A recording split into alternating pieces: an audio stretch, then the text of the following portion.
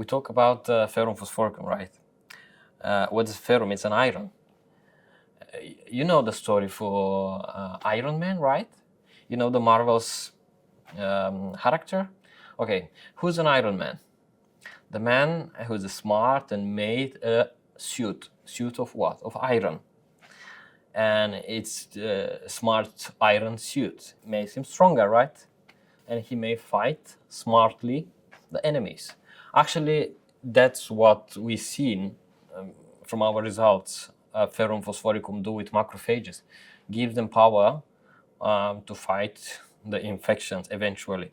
That's what it unlocks as a mechanisms, molecular mechanisms within these cells, and make them to help as a part of our immune system to fight infections. So actually, we look on how do they generate a pro-inflammatory proteins, cytokines. Cytokines are mediators of inflammation. And not only cytokines, we look up the enzymes that are involved in phagocytosis, the mechanism that eliminates bacteria that infect the body eventually in case of infections or cuts or wounds they could be infected by. And we see that ferrum phosphoricum and D12 potency may stimulate the macrophages to grow and divide faster and respond much stronger for shortened time. And this eventually gets us into an idea that maybe this is the mechanism which ferrum phos uses to shorten the whole period from the starting of immune response, response in case of inflammation, until the end of this period of recovery as well.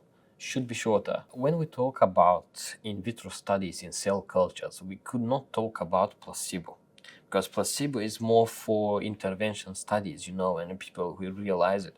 So I would not be that specific on discuss on this question, because I think it doesn't fit to cell culture that much. But a good thing is that it represents, when you work with the cell lines, they do respond like a child. They have a pure response. They can't hide their response.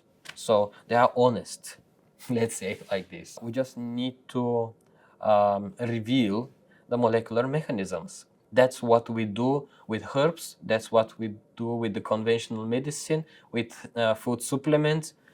The same thing we should do with the homeopathic remedies, never mind how you call them. They are agents that have health benefits, okay? Then let's test them on the same way as we do with any other remedy.